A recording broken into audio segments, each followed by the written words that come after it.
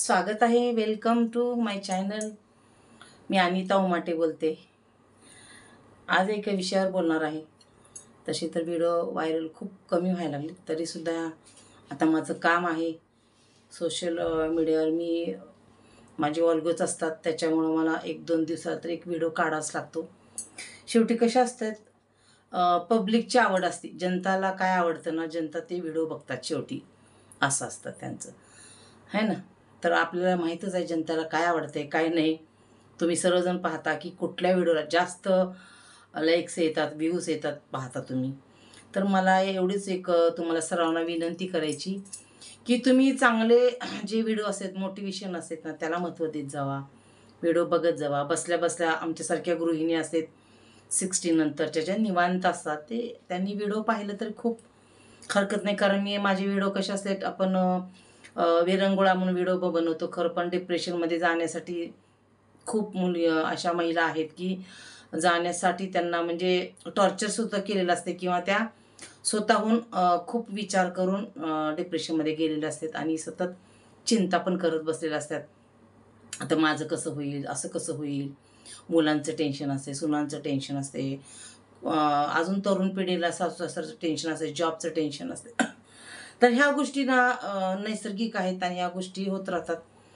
अशा गोष्टी घडत राहतात, तर ह्याला जीवन म्हणतात. तर ह्या गोष्टीमधून आपण मार्ग काढत पुढे जायचं असते, तर आपल्या जीवनाला काय त्रास असते. कारण आपल्याला कसं आहे, नेहमीच तुम्हाला सुख आणि आनंद दिला तर दुःखाची जाणीव कशी होणार आहे. त्याच्यामुळं आपल्याला सगळ्याच गोष्टी आल्या पाहिजेत नशिबामध्ये आपल्या.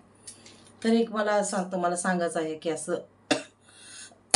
एक मला बघण्यात आलेलं आहे, म्हणजे खूप मी असं जवळून पाहिलेलं आहे. काही महिला असतात चरित्रहीन असतात. चरित्रहीन महिला झूठ बोलणे में बहुत माहिर होते हैं.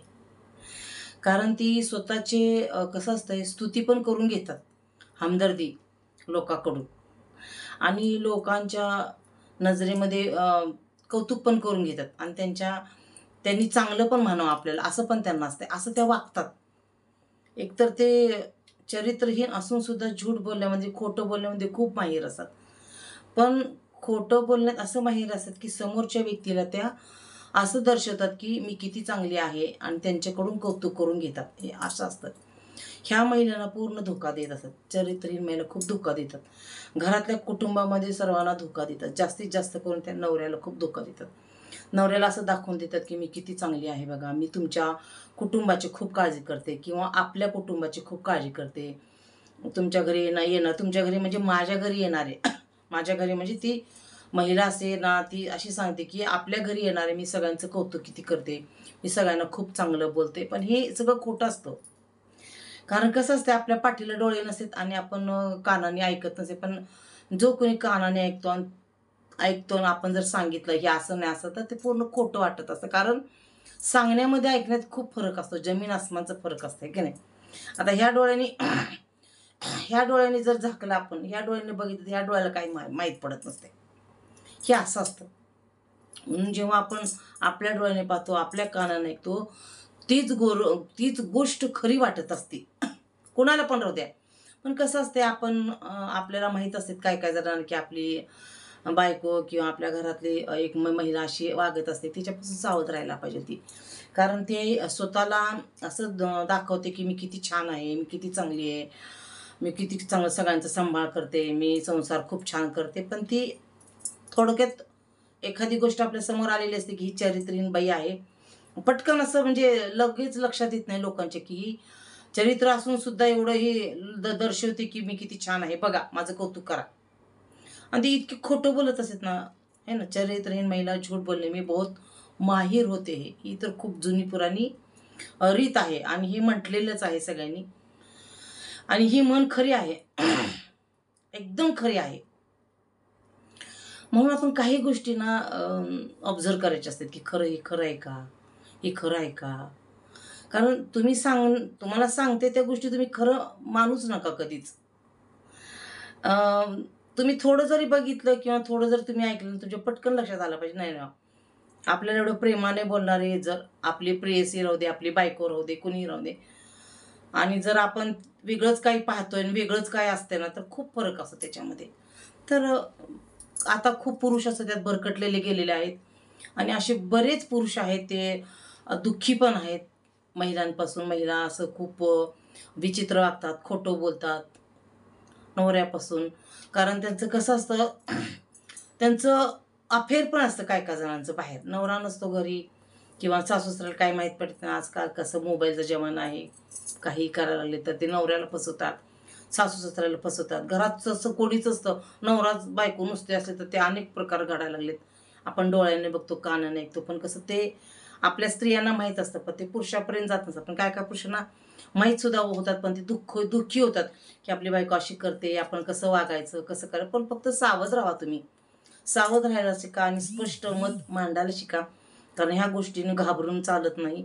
तुम्ही स्पष्ट मत तुमचं मांडायला शिका. हे असं आहे, हे तसं तसं आहे, ओळखायला शिका. कारण आजकाल खूप विचित्र प्रकार घडायला लागलेले आहे. तर डगमगू नका, भिवू नका किंवा खचून जाऊ नका.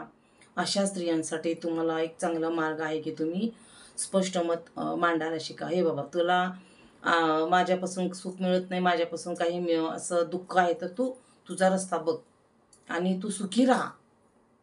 खरं ह्यातच हित आहे तुमचं. ते काय उपयोग आहे घरामध्ये भांडणं करून, खोटं बोलून, तुमच्याकडून लुबाडून घेऊन संसार करणार, तर काही उपयोगच नसतं ना. असं असतं. तुम्ही जर सांगून जर ऐकत असेल तुमची बायको करा, चांगलीच गोष्ट आहे. मग नाही बाबा, मी ह्याच्या पुढं असं करणार नाही, मी नीट वागेन, तर चांगली गोष्ट आहे. तर मला वाटते की पुरुषांसाठी हा व्हिडिओ आहे. खरं पुरुषांना मला सांगायचं की तुम्ही ऑब्झर्व करा, की तुम्ही सावध व्हा एवढ्या गोष्टीने. कारण खूप प्रकार असं घडायला लागलेले आहेत आणि अजिबात द्यायचं काही कारण नाही आहे. कारण कलियुग आलेलं आहे. कलियुग अशा बऱ्याच गोष्टी घडायला लागलेल्या आहेत ज्या आपण कल्पना पण करू शकत नाही, आहे ना. तर चला मग मला एवढंच तुम्हाला सांगायचं होतं.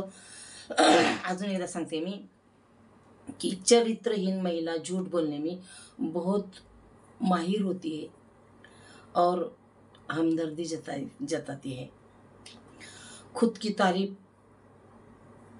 करवाती है दूसरों से, ऐसा समझो. वो भी उसमें भी माहिर होती है.